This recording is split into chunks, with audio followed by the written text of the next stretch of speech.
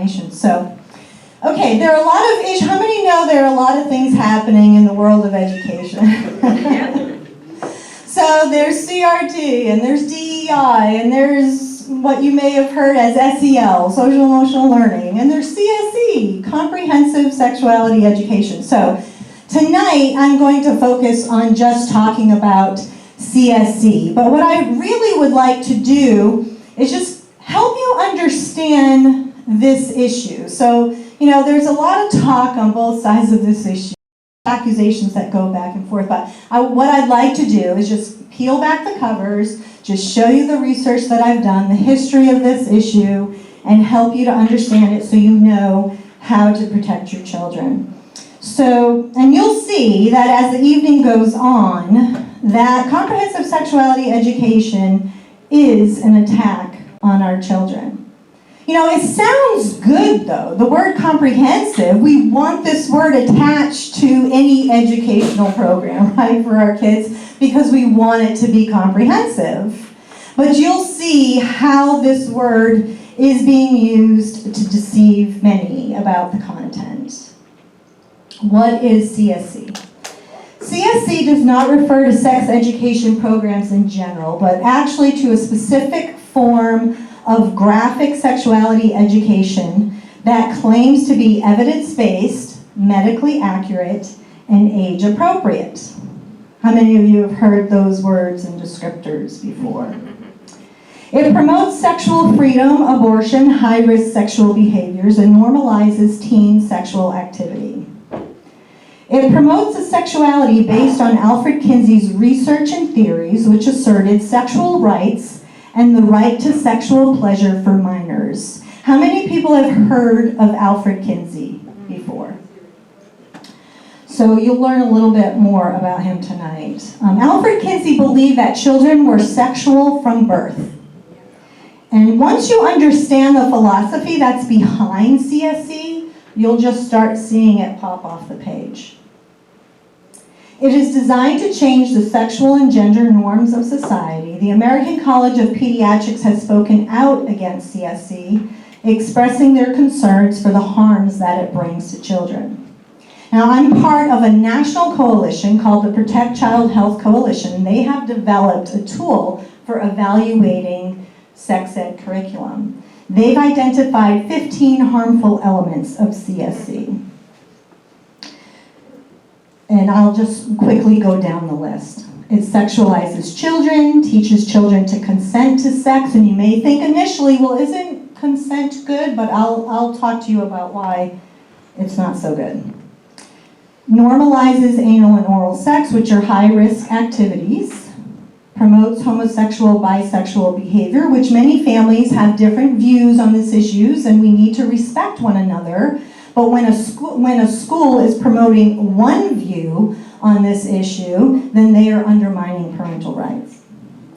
Promotes sexual pleasure, promotes solo and mutual masturbation, promotes condom use in inappropriate ways, playing games around putting on condoms and things, promotes early sexual autonomy, fails to establish abstinence as the expected norm, promotes transgender ideology, promotes contraception and abortion to children, promotes peer-to-peer sex ed or sexual rights advocacy, and I'll unpack that for you tonight as well, undermines traditional values and beliefs, undermines parents' or parental rights, and refers children to harmful resources. So these are some of the CSE curricula that have been approved by the Massachusetts Department of Elementary and Secondary Education. We have Get Real by Planned Parenthood, Our Whole Lives, developed by the Unitarian Universalist Association and the United Church of Christ, Making Proud Choices, developed by ETR Associates. ETR Associates was actually organized, a group out of Planned Parenthood organized ETR Associates. They're the largest producer of sex ed curriculum in the nation. And so there were actually a group of parents out in California. Planned Parenthood was getting very involved in sex education in the school districts there, and they were being opposed largely by parents. And so, they regrouped and they said, we need a level of separation. Let's develop so people don't understand, don't know that Planned Parenthood is behind this. So they developed ETR Associates, which kind of puts a level of separation there. But they sell Get Real curriculum as well as a lot of other CSE curricula. So these are just 3 curricula. There are many more being used around the country and in Massachusetts. So I will show you some examples from the curriculum, and I'm just going to apologize ahead of time. It's never comfortable to kind of point out some of the content that I've come across within the curriculum. In the 6th grade material, as young as 11 years old, it teaches children how to negotiate sexual encounters or how to ask for consent from other children to engage in sexual acts with them. So why is teaching consent to a child a bad idea? Few reasons. Notice the word consent. It's teaching and normalizing sexual activity for children in the affirmative. It's not teaching refusal skills, how to say no. It's teaching them how to say yes. Reason number 1. 2, children can be very easily manipulating into thinking that something was their idea. So you're really setting them up to be manipulated by people who may want to take advantage of them. But groomers know how to get a child to agree to something. So it's not good. Normalizes high-risk sexual behaviors such as anal and oral sex, promotes masturbation in the 7th grade material as young as 12 years old, includes an activity encouraging students to list types of sexual behaviors, introduces sexual activities that children may have never heard before. Some of these lessons are suggestive by nature. You'll see as you go through an entire curriculum how there's just this major theme that it's normal to think about and talk about sex a lot. It's just normal. And none of us are prudes here. Like, we understand that there's a proper place, right, for sex. But you'll see that there's a real just obsession with lowering children's natural inhibitions and getting them very comfortable thinking about and talking about sex. Instructs kids to review different forms of media to get a sense of sexuality in commercials and to find ads for class demonstrations that use sexuality to sell products. This assignment can lead to inappropriate materials being shown to children as young as 12 years old. So have you heard that phrase, media literacy? Have you heard that thrown around in school? Yeah. We have to teach our children media literacy. Well, here's how they're doing it. So, we have to be aware of negative messages in media. So let's talk about how the media uses sexual messages to sell products. Your assignment is go and find some media that's using sex to sell products. Now, what's happening to those students in that process? They're searching for sexual content to be able to fulfill the assignment. Normalizes sexual activity for children and teaches minors how to say yes to sex. The idea that there is no right age to have sex is promoted. It's important that 2 people involved have agreed and given their mutual consent to engage in sex. So again, you're seeing the sexual activity taught in the affirmative. While the curriculum does state that delaying sex is the healthiest choice, the message is lost with the amount of content in the curriculum that normalizes sexual activity for minors. So, any kind of abstinence message or, delaying sexual debut until you're more mature and ready for the responsibility that comes with being sexually active. Even promoting sex for just being special in marriage, these ideas are not really presented.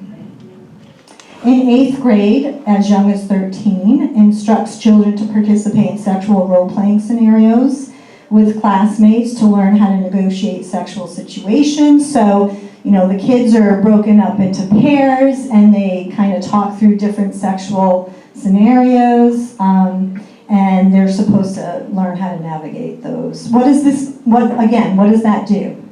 It gets kids thinking and talking about sex with one another and getting more comfortable talking about sex with one another. Discusses places where children can obtain protection methods of birth control for free or little cost, and explains how they can do so without parental permission. So there you see the undermining of parents again. Promotes the idea that children have a right to sexual pleasure. This is where you see the Kinsey philosophy coming out. Encourages children to seek out sexual pleasure. It fails to present data on the multiple harmful and negative potential outcomes for sexually active children. Children who engage in sex early are more likely to develop other unhealthy habits as well, such as drinking, taking drugs, not exclusively, of course, but one bad behavior or harmful behavior can lead to others. They also don't do as well in school, academically. It's perfectly normal. This is a book. How many people know, have been noticing so many of the headlines about books in schools, right, that are really inappropriate? I think so. COVID really kind of, I know school went online and parents were able to just gain access to quite a bit that was going on. And I think most parents have just been shocked to learn what's actually happening. So here's this book. It's perfectly normal. It's been around for a long time. A new edition was just published and they have even more content. But this book is listed for students as recommended reading for 10 to 15-year-olds in Planned Parenthood's Get Real curriculum. It's also a core text in Our Whole Lives, which I'll highlight next. This book contains 67 nude illustrations, including children masturbating, adults having sex, and a male putting a condom on. It also compares abortion to having a miscarriage. Two things that are not at all alike. Our Whole Lives in grades 4 through 6. This is a curriculum that's divided into 10 workshops. It uses that book, It's Perfectly Normal, as a core text. It asserts that sexuality is something you have from the moment you were born. There's that Kinseyan philosophy again coming through. A section called When Would I encourages children to consider what age they might be when they watch pornography, let someone see them nude, bathe or shower with someone, masturbate with someone, or have sexual intercourse with someone. That's on page 95. The program heavily promotes transgender ideology, repeatedly delving into explicit discussions about gender fluidity and sexual orientation. Again, undermining parental rights and that families have different views on these issues and we just need to respect one another in that area. Our Whole Lives, grades 7 through 9, teaches outer course as a safe alternative to intercourse and considers it abstinence.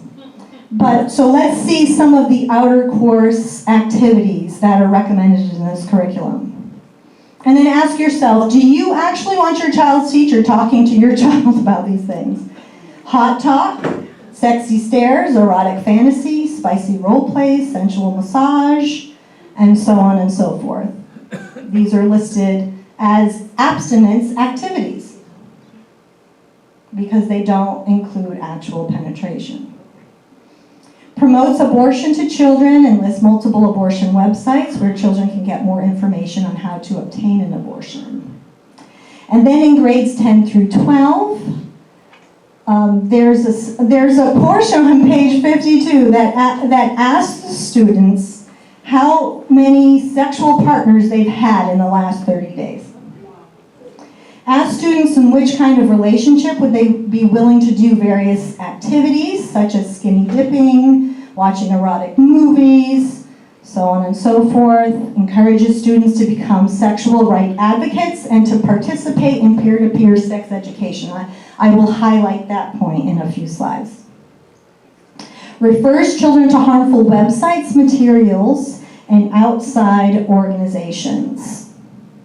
So I will also highlight that more fully in a few slides. Making proud choices. I'm just going to go through fast here because there's just so much ground to cover And I keep thinking, you know, gosh, I just need to take some of these slides out, but I can include many more than the slides that I have included, but for the sake of time, I'm just going to go through it. Still, it's a lot of the same content again. One of the videos that goes along with this curriculum shows animated figures acting out different sexual acts. And Making Proud Choices is implemented with federal grants in multiple states, including Massachusetts and Connecticut. So you can go to comprehensivesexualityeducation.org for a more detailed analysis of each of these curricula and a whole other list of other curricula as well. So they've done quite a great job of evaluating and writing reports. So does CSE meet its objectives? Well, what are the objectives put forward by the proponents of this approach to sex ed? So they claim that it lowers the instance of sexual activity for teens. They also claim that it lowers teen births. It also lowers the rate of STIs. None of that is true. CSE proponents claim that their approach to sex ed delays sexual debut, I already said that, and decreases unhealthy risk-taking. But out of 60 school-based CSE studies examined, no evidence of continued effectiveness at reducing teen pregnancy or instance of sexually transmitted infections was found.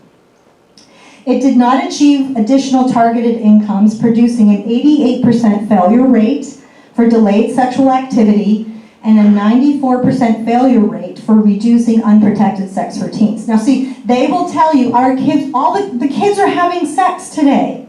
So they need this information. If you go to the CDC, it's actually not true that and you know, I'm not even promoting the CDC as a you know, recommended resource. But even the CDC says that the majority of kids are not having sex, but they will make you believe that the majority of kids are having sex, and that's why they need all of this information. If you visit, again, that website, comprehensivesexualityeducation.org, you can read the report of CSE programs. It's a detailed report called Re-examining the Evidence for Comprehensive Sex Education in Schools. It was published by the Institute for Research and Evaluation. Very informative. So what are the experts saying about CSE? This is my friend, Monica Klein. We've actually become friends since I became engaged in this issue. She lives in Texas. She was a former educator for Planned Parenthood, so she's got the inside scoop. She realized that what she was doing was not helping kids. It was actually having the opposite effect and sexualizing them. Is anybody surprised with some of the content that I presented? So she's founded an organization now called Reclaiming Parenthood. Here's what she states. So she stopped teaching sex ed for Planned Parenthood and started a campaign to educate parents, to get them more involved in the lives of their children, to help protect them. It's the perfect vehicle. So CSE, this is what she says about CSE. It's the perfect vehicle for Planned Parenthood to promote social change and to proselytize youth towards sexual promiscuity and abortion. It's the perfect business plan for a lifelong customer. So if you can sexualize a student young, then what might they need? Or what kind of services might they seek out? STI treatments. They also might seek out abortions. And you'll know that, and I failed to mention this in the first meeting, but they are now promoting and offering transgender hormonal therapy. They're the second, Planned Parenthood is actually the second largest provider of transgender hormonal therapy. So they're now also promoting that. Sexual intimacy is redefined from being special for marriage or for having babies to being crass, seeking pleasure over meaningful relationships, accepting STDs as a way of life, and I have some actual screenshots of Planned Parenthood's Facebook page to demonstrate that point. I'll show that to you in a minute. And terminating the lives of babies so we can worship sexual rights without hindrance. She states that Planned Parenthood taught her parents are a barrier to service. This is what she was told when she started having concerns and saying, we need to do more outreach to the parents and get them involved in the lives of their children. And she was told, no, Monica. Parents are a barrier to service. So here you have the undermining of parental rights once again. Ascend is an organization that promotes a different approach to sex ed. It's called sexual risk avoidance, and they certify sexual risk avoidance educators. I have my certification through them. They state that teens report that CSE make them feel more pressure to have sex than the pressure they feel from their romantic partners. Nearly 1 in 4 teens say that CSE sex education classes make them feel that teen sex is an expectation. And that's probably not surprising given the information I've just showed you, demonstrated from the curriculum. So, the sexualization of children in our schools is not just happening through the sex ed curriculum, but it's also coming in through books in the classroom and books in the school library. So these are just a few of the books. This book here, this book is gay. There's a section in this book that shows the kids, that promotes an app that the kids can download onto their phones to hook up with people for sex. Check it out of the library and look at it yourself. Beyond Magenta also tells the story of transgender students. This is a very sad book. It broke my heart. So these are children who have experienced some severe trauma, have been sexually abused even from a young age. And some of the descriptions in this book should not be in schools for children. There's some really, graphic explanations of some of the things that the kids have endured. My heart was just breaking for these kids.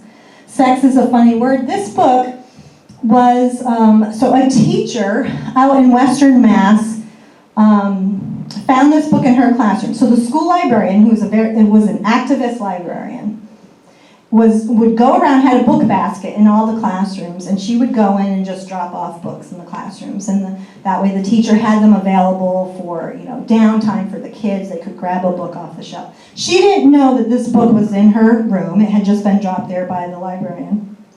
So a boy picked up this book and was reading it during free time in class, and he started masturbating right there in class. And she was pretty mortified, so she had to let the parents know, and she had to let them know what was going on. And so, they still refused to remove this book from the children's library. The parents showed up to the school committee and just started reading. They're like, okay, if this book, this was kind of like, okay, what else is going on? Let's look at some of the other books. So they showed up with a bunch of books, and they just started reading excerpts from the books at the school committee.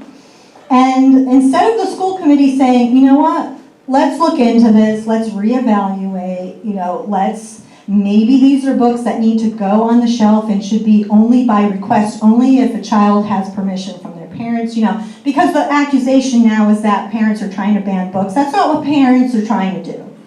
They just want to make sure that we don't have inappropriate information out there for children. There's children who have maybe suffered sexual abuse. Some of these books can be very traumatic for students if they come across it, even innocently.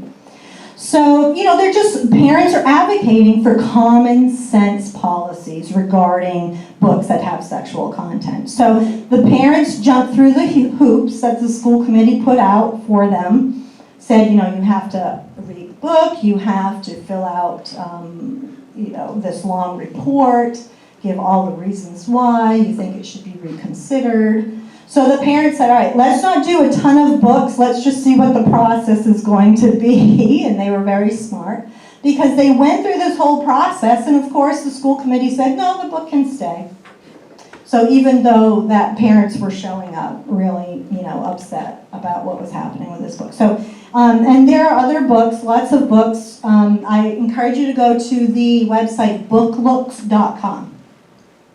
So booklooks.com is a website put together by a mom in Florida. She and her team put put together a rating system. So movies have ratings, right? And children who are underage are not supposed to be let into R-rated movies. Do they still do that now? I don't even know. Maybe they let kids into R-rated movies now. But so their idea, this group of parents down in Florida, was the same idea. Let's create a rating system, and it's a very fair rating system, and they have criteria for 1 through 5, and they're reading these books and writing reports and including pictures and content from the books, and the parents can just go and look at the book and say, okay, maybe this is a book that my child needs to wait for a few more years before I let them read this. But it's really good, or maybe it's a book that, you know what, I never want my child to read this particular book. So I encourage you to look it up. There's lots of titles pouring into the school, and they're coming in through different ways. They're being recommended by the American Library Association. They're being recommended by the National Education Association. There's foundations. So I don't know if everyone here is from Pembroke or not, if you're from some other communities. But look at what foundations are active in your town, because there are educational foundations in your town that are doing some good work. But that, in many cases, is a front or just part of what they're doing. So they may be doing things like funding, let the kids have a garden. Let's do a garden for the kids at the elementary school, and they can learn how to plant things. Wonderful. But then I've had parents contact me and say, my daughter won like an academic contest in school, and she was given one of these books as a prize. So the foundations are donating this content into the schools. That's another way that the books are coming in. So they're coming in multiple different ways. So sex ed and sexual content is not just coming in through through CSE, through classes, the sex ed unit in health class, using CSE curriculum, and it's not just coming in through the books. There are also outside groups that come in and do presentations for students. So Advocates for Youth is one of them. That is an activist, a youth activist organization. Planned Parenthood is another. Girls Inc. is another that's coming in. So I went and, so the Lynn School District, just north of Boston, wanted to start handing out contraception and condoms to the students without their parents' knowledge or consent. So I showed up to that school committee meeting with some other people and parents. But this group here, Girls Inc., they showed up about an hour before us, and they took up all the space in the room. And they had coats on, and on the back of the coat it says, "Take up space."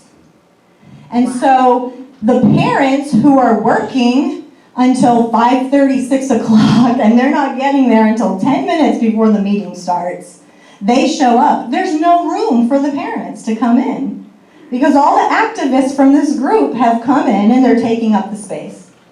And they're also just testifying on behalf of, the agenda to give out free condoms and contraceptions for the parents. So, the parents that came with us, I give them credit. They're like, we'll just stand. They stood all around the edges of the room for a long time.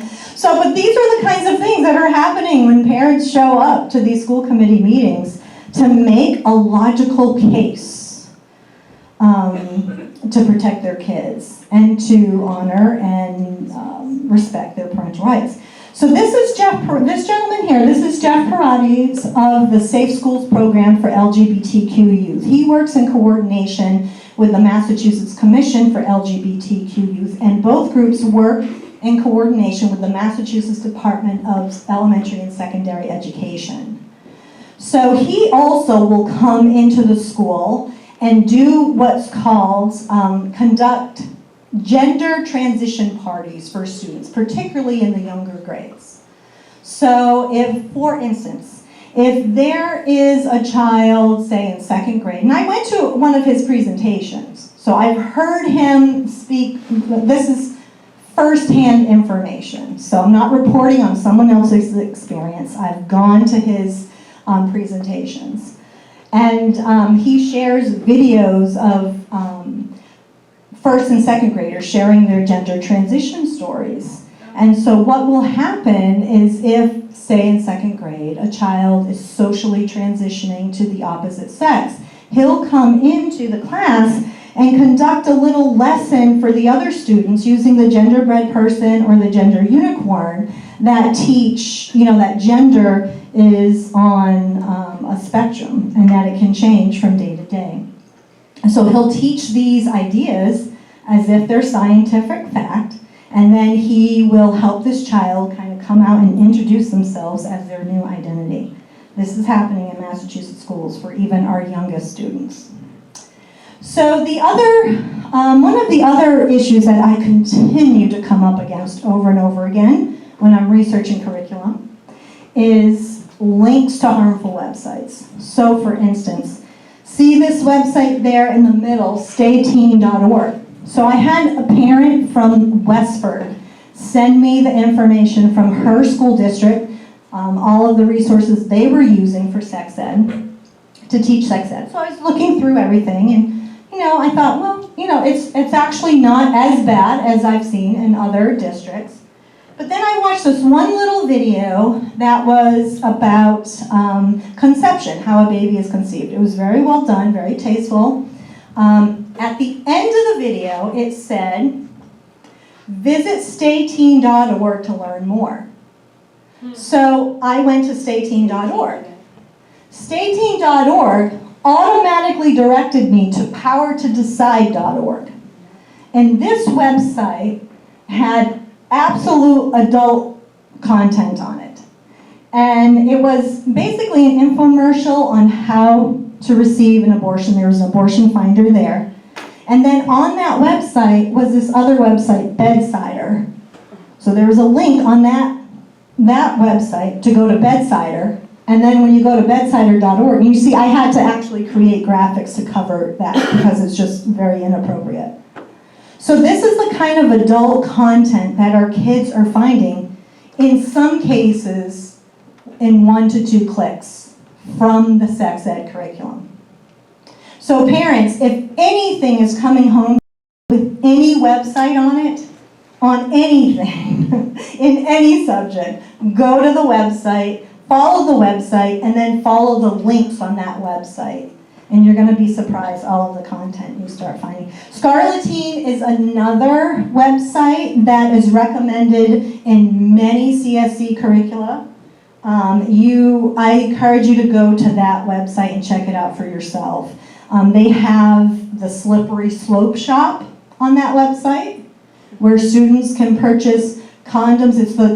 It's so highly sexual. And the graphics are so well done. They have an e-zine, which is an e-magazine, it just has some of the most graphic information in it. So I would highly recommend you go and check it out and keep your child from it. So remember how I mentioned the Get Real Teen Council and the peer advocacy program. So it's not enough, really, to just teach our kids good information. There are groups that are creating activists in the school, teaching our kids how to become activists for many different, social causes and ideologically driven causes. So Planned Parenthood has a peer advocacy program called the Get Real Teen Council. And this is where they train young people to teach other young people about sex. So every month, I think this graphic was taken off of their Facebook in about 2020. But so the Get Real Teen Council, what they were doing for a while on Planned Parenthood's Facebook page, is they were promoting a Get Real Teen Council Member of the Month. So this is a student from the ages of 15 to 17 who's teaching peer sex education to younger kids in middle school. And so they were always asking these two questions. One thing I have learned about being a sexual health peer educator is, and then the member that's being highlighted that month would answer that question. The other question was, one fact I wish everyone knew about sexual health is, and then they were to answer that question. I don't know if you can see it, it's kind of small, but it says this student here in 11th grade wants his friends to know that STIs are normal. So there's this real normalization of STIs. No big deal. Of course, we know that STIs can cause serious life-threatening complications, including cancers, infertility, ectopic pregnancy, and so on and so forth. So not in the interest of public health to be normalizing STIs for our young people. But that's what this program does. And I will point out to you, you can go on Planned Parenthood's Facebook page. You'll have to scroll back a couple years maybe. I'm not sure if they've been doing that this year, if they've been highlighting a member of the month. But the teen is always posed in some provocative pose as well. So here's a flyer that I found, and this was for the Get Real Teen Council serving the Boston School District. And this is where, so I found this is all taken from the website where I found this flyer for this event. So you see, they say, our mission is to empower teenagers to educate their peers.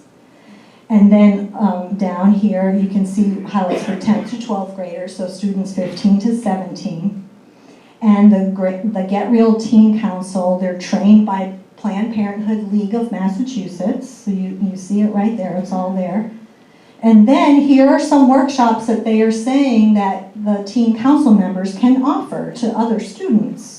So here's a workshop that they can offer called Relationships, Consent, and Communication, designed for 7th, 8th, 9th, and 10th graders. So how old is a student in 7th grade? 12? 12 years old.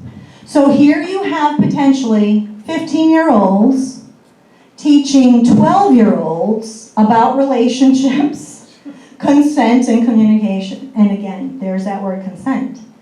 So you've got 15-year-olds teaching 12-year-olds how to say yes to sexual activity. That's what this boils down to. And you can see the Planned Parenthood logo right there. So how did CSE become embedded in our schools? I mean, I probably literally, Dawn, could do like a whole half-day seminar on this, right? So I'm gonna do a quick overview of this issue. So, so many parents will say, how did this happen? This wasn't like this when I was going to school. And it seems like it's increased. The sexualization of children in school seems like it has increased exponentially in just maybe the last 5 to 10 years. Would everyone agree with that it seems that way? Okay, but the infrastructure for this it's been being built for a very long time. But, have you ever heard that phrase, ideas have consequences?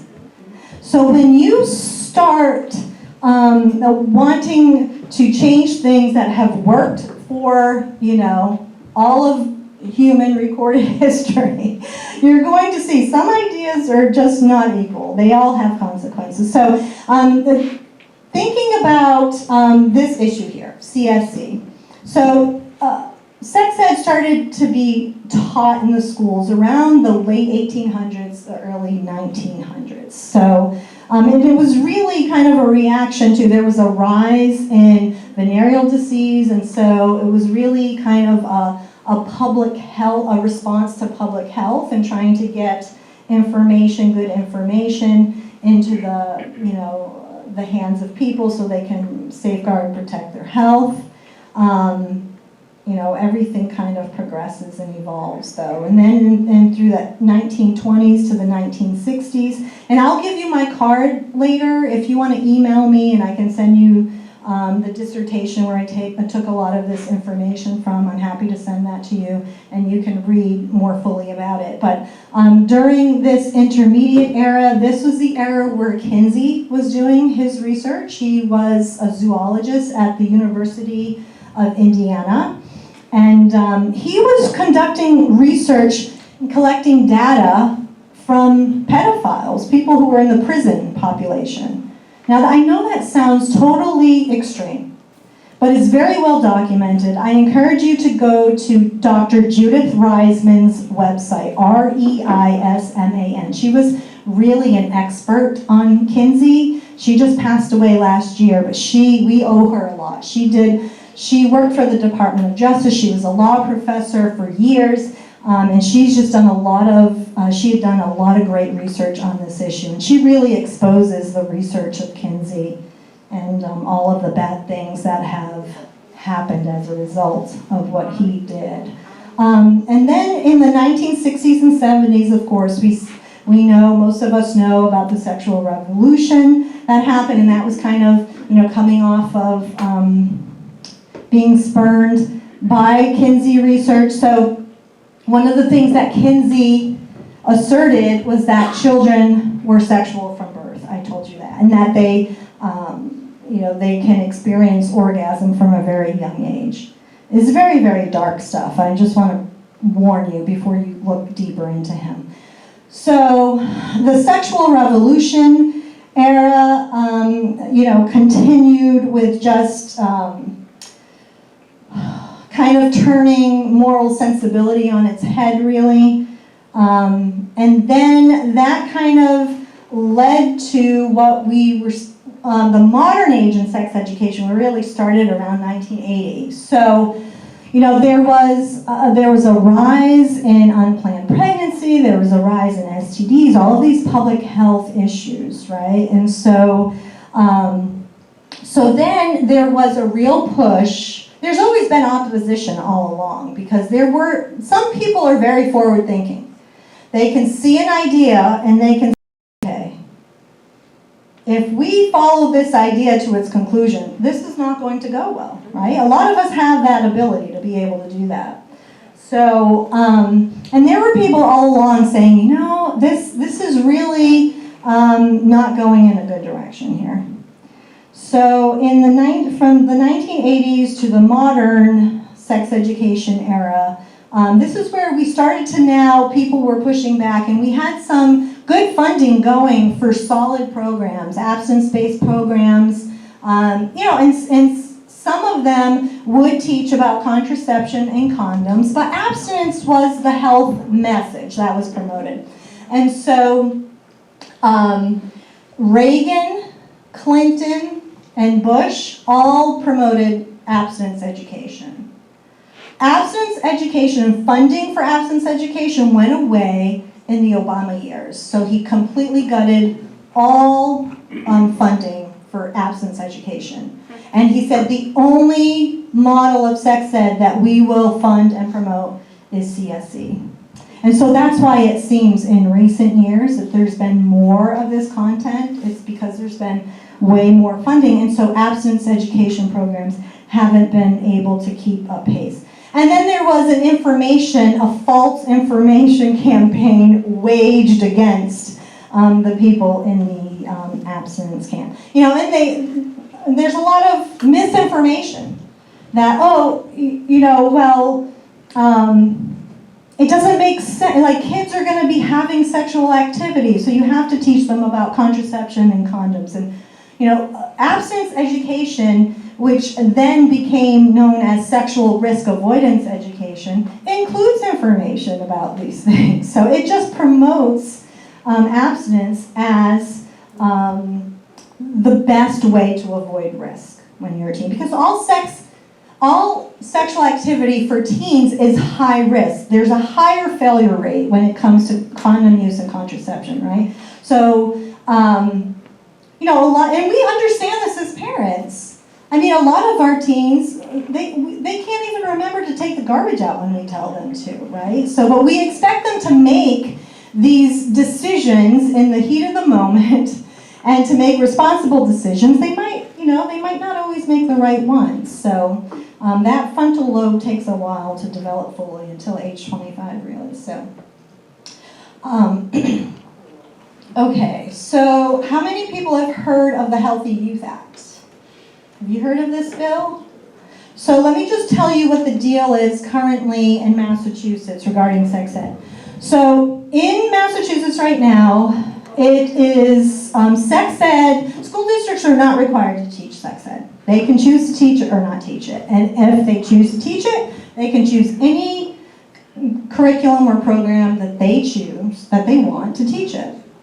So, and parents, the school districts have to notify the parents when sex ed is going to be taught, and they have to give them notification, ample notification, so the parent has the option to opt their child out if they choose to do so. Okay, so that's the current law. It's a good law. It keeps decisions local with local school districts, okay? And it gives parents options. What the sex ed mandate will do, if it passes, and this has been on Beacon Hill for about 9 years or so now, it's passed the Senate about 3 times. It's never been brought to the House for a vote.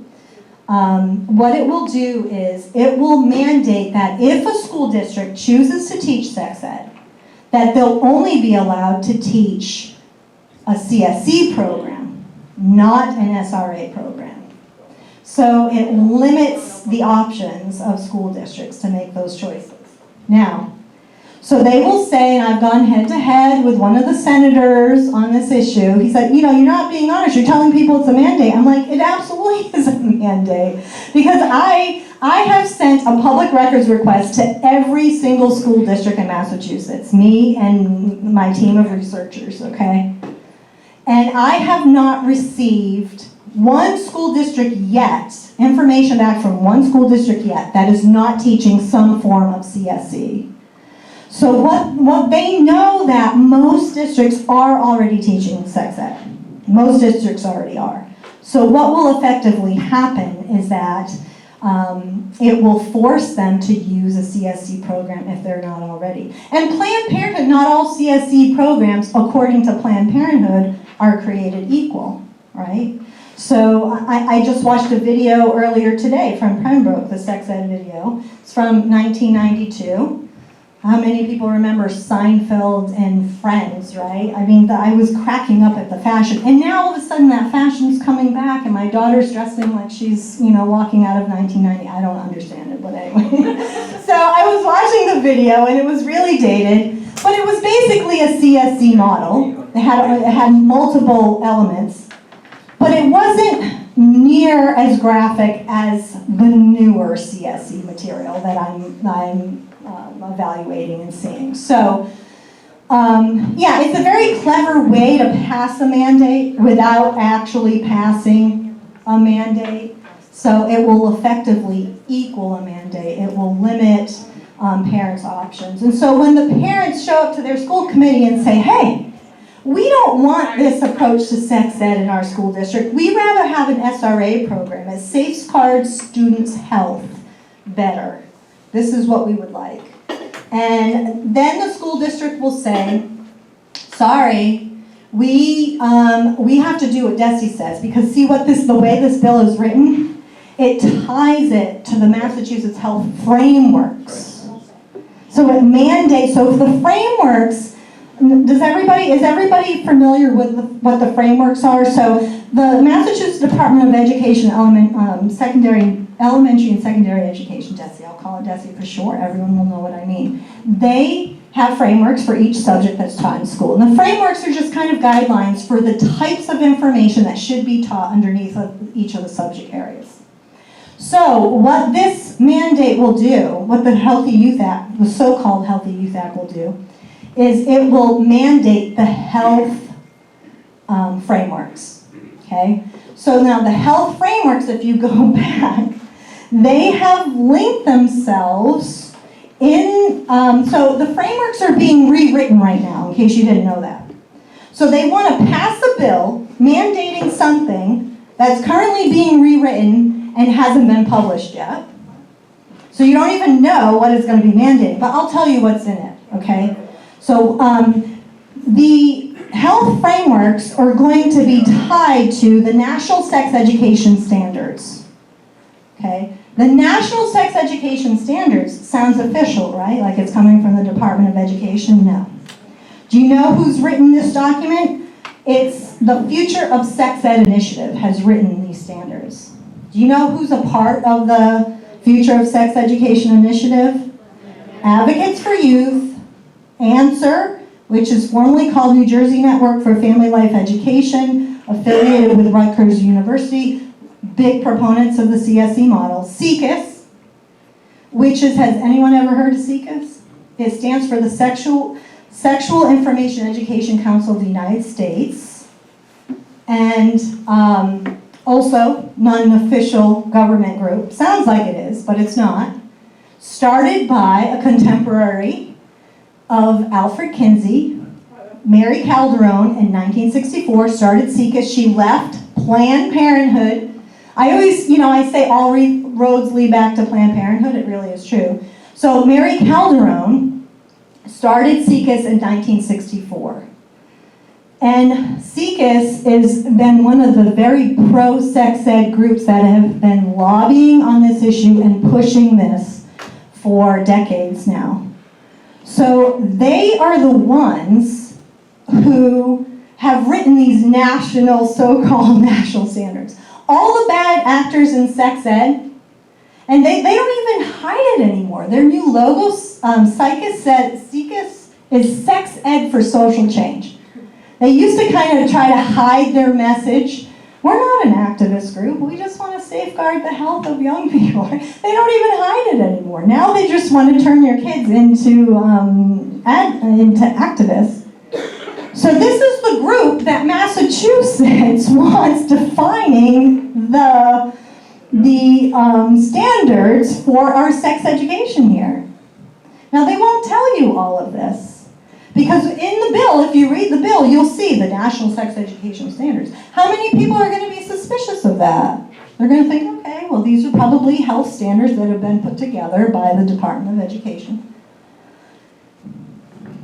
You got to peel back the covers and see what's really going on. So they'll say, oh, well, it's not a mandate because parents can still opt their children out. But even when you're opting your child out, there's so much sexual content now being included in a child's school day that you can't opt them out of a culture or a climate. They're going to be exposed to it. Now, I say that, but I still encourage parents to opt their kids out of sex ed, especially if it's a CSE model. I'm with Monica Klein. I want parents to reclaim parenthood and to start educating their own children on these issues. There's so many good materials out there that can help you do that. So, and the other argument is that, well, some kids just are not getting this information from their parents, and so the schools have to do it. Like, okay, I get that, right? There are some kids that don't have access to good information. Maybe they come from a home and there's a lot of, kind of dysfunction or stress in that home for whatever reason. I get that. My heart goes out to these kids. But just because that is true, it doesn't mean then that you should sexualize an already vulnerable portion of the student population.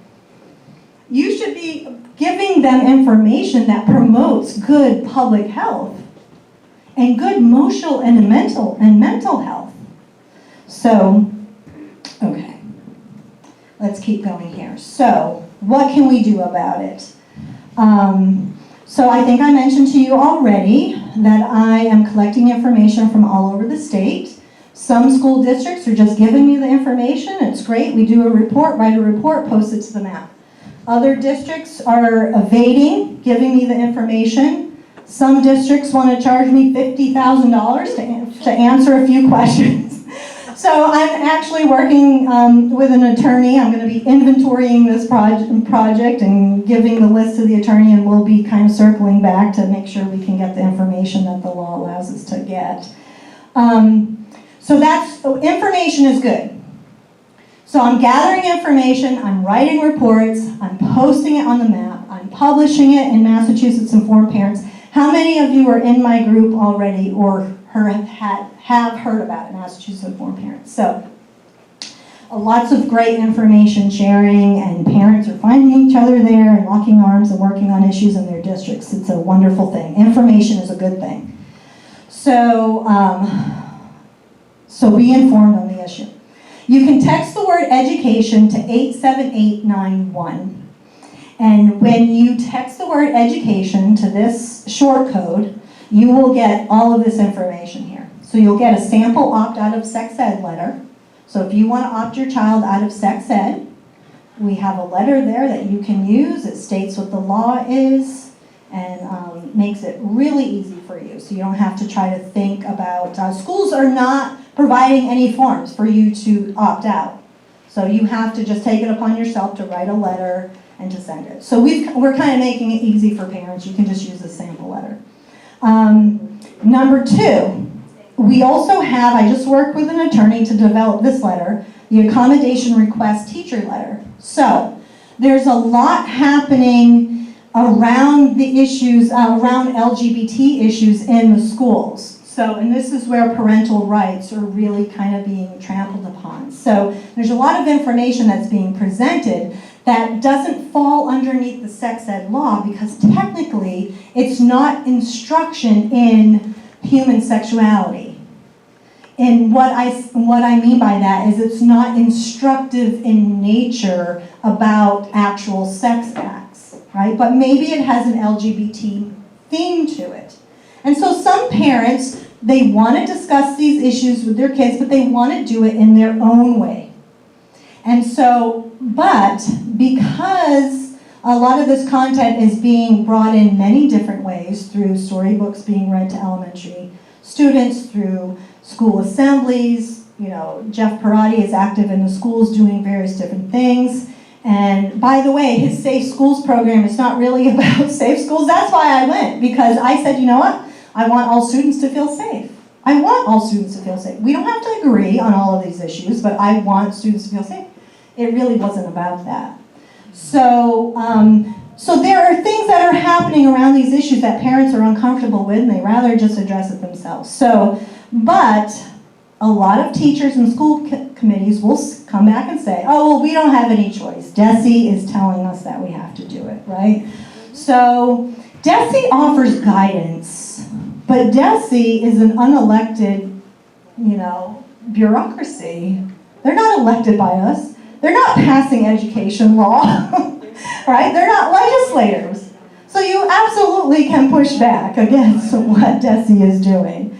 So this letter is kind of, it's an effort in that direction. Like, so there's no Massachusetts law per se that will allow you to opt your child out of any kind of content related to human sexuality and gender that doesn't fall underneath actual sex ed.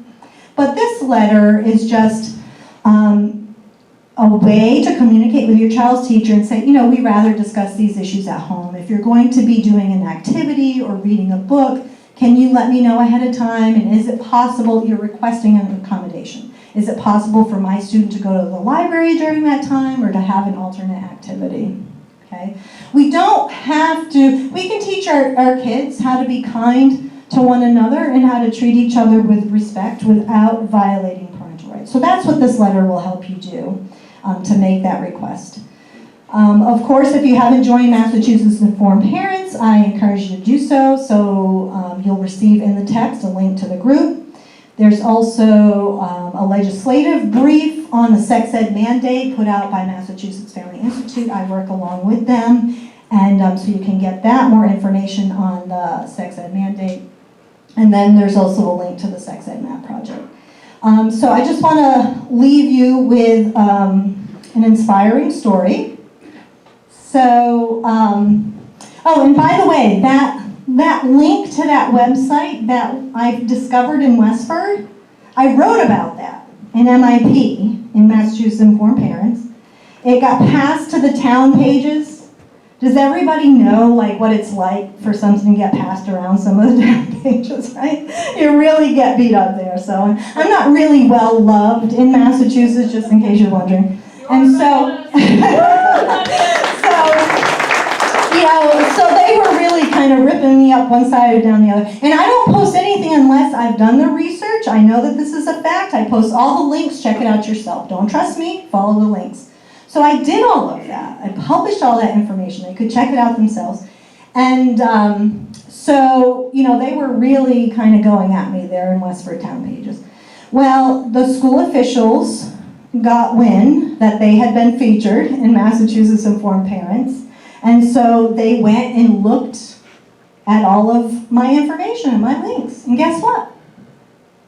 She's right. This link actually leads to these other websites. So within the week, the school district sent a letter out to the parents and said, it's come to our attention, we were featured in a local Facebook group, and that there was a link to a website in one of our videos that we did not intend to be there. And they removed it. That's a win, right? So that took that parent, and actually it was a parent who was in MIP who took it upon herself to share my post in the town pages. God bless her, because she really kind of went through it too. But within a week, it was proven that what I said was true, and then it was fixed. So, sometimes many times school districts will double down on this stuff, but sometimes they don't. And so we have to keep speaking the truth. We have to keep standing up to protect kids. So let me leave you with this inspirational story. So we have started, in the city of Worcester, I was working on this issue there for over a year. I did a bunch of research on the sex ed programs that they were looking at to implement. They were, there's a large, so there are 25 Planned Parenthood supercenters around the nation. This is a supercenter that is 10,000 square feet or more. Worcester has one of those supercenters. So Planned Parenthood has been very eager to get a CSE program into the Worcester School District. So, and they haven't really been able to do so, but they've been working at it. So it came up, they were looking at different CSE programs to implement. So, I did a 14-page report, sent it to members of the school committee. I mean, just really like, listen, you don't want to go this way. Don't go in this direction. It's not going to help the kids of Worcester. And so I even put them in touch with a sexual risk avoidance company, an educator who has created a curriculum for Massachusetts, and they met with her, but I think that was just to kind of satisfy those of us asking them to consider both sides. And so, anyway, it came down to it, when this was getting discussed in the school committee meetings, parents were just showing up en masse. We do not want a CSE model. We want an SRA model. The school committee ignored the research. They ignored all of the stuff that was uncovered. We uncovered stuff about secret meetings with Planned Parenthood, the city council members, outside groups that we were laying all this information out. They ignored all of it and said, no, we're going with a CSE program. But not only that, we're going to start it in kindergarten. So they chose one of the worst curricula I've looked at, actually, called Rights, Respect, Responsibility from Advocates for Youth. They implemented that in Worcester. So my colleague at Massachusetts Family Institute showed up with me, and so he said, okay, if you pass this, and it kind of reminds me of your story, Dawn, if you pass this, you are going to inspire and create the largest opt-out of sex ed movement this state has ever seen. And they just wanted to dismiss, okay, these parents will calm down a couple of weeks. It'll all be old news. The news cycle kind of cycles through fast, right? So, but no, these parents were not having it. They made flyers. They were going to stoplights, handing them out to people. They were on the sidewalks, giving them information. We helped them. They created signs, opt out of pornographic sex ed. There were yard signs all over the city of Worcester. T-shirts. Michael Keene was on a speaking tour in the city of Worcester. Community groups, churches, just informing people of what was going on. The Worcester parents formed their own Informed Parents. Worcester Informed Parents of Worcester. It's called. They started their own. They ran for school committee. Do you know? So last year, 5 students opted out of sex ed in Worcester before all of this happened. No, not last year. So we're in a new school year already. The year before last, 5 students. Last school year, do you know how many students were opted out of sex ed? 3,800 students were opted out of sex ed in Worcester. So, it's about 12% of the student population, whatever, still a low percentage. But that's a large jump in 1 year's time. And a lot of education was accomplished in that year. So informing people of what's going on, but and then once people start getting involved in this issue and standing up and seeing results, then they're more willing to learn about, what other issues do we need to learn about? What else do we need to know about that's going on? How can we get more involved? Maybe I should run for school committee.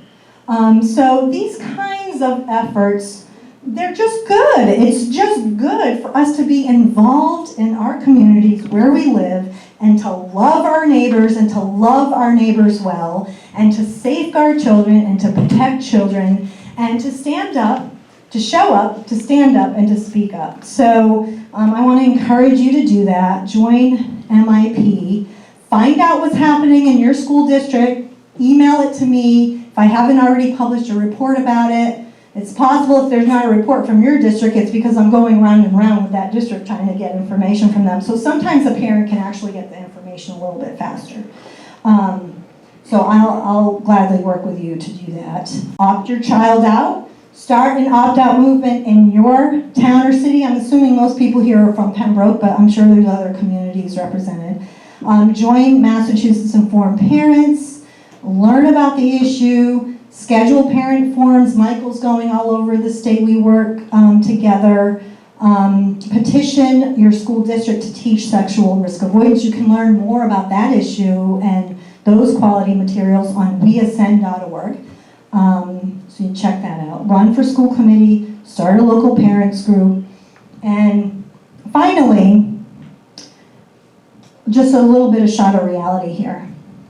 In some instances, you won't be able to bring change fast enough to protect your child. Let's just be real here, okay? I'm not telling you not to get involved. I mean, my kids, I just graduated my last child last year. We were homeschooling. So I'm on the other side now of this. My kids are all in college. But even, I was homeschooling, but I care about my neighbor's children. I care that kids are being sexualized, right? So we all need to care, no matter how we educate our children. We need to stay involved in what's happening in public education. But if you want to choose another option, and I completely affirm that decision, we also have some resources for that. If you text the word school option, but just one whole word with no space, just school option to 87891, you can also get a list of homeschooling options in private schools. Now, Massachusetts Family Institute is a faith-based organization, so you will, most of the private schools on the list are going to be affiliated. They're either going to be Catholic or interdenominational. Because I will tell you, I have friends in some of the elite private schools. What's happening in those schools is even so much worse than what's happening even in some of the public schools. Governor's Academy in Newbury. Does anyone ever heard of a very elite private school? They like have drag queen shows for their students there. Yeah, very exclusive schools. So, check out private school options, but just do your homework because it may or may not be better or worse. And even some of the faith-based schools, I'm sorry to say, some of them are capitulating on some of this too. So just be diligent, do your homework. But yes, we try to provide parents information for educational options as well. So, Dawn, I'll turn it back over to you. Thank you for having me. It's been a pleasure. And reach out to me anytime. My email is maryellenS, as in Sam, @mafamily.org. Or you can also contact me through massinformedparents@gmail.com as well, or through Messenger on Facebook through the group. Thank you so much.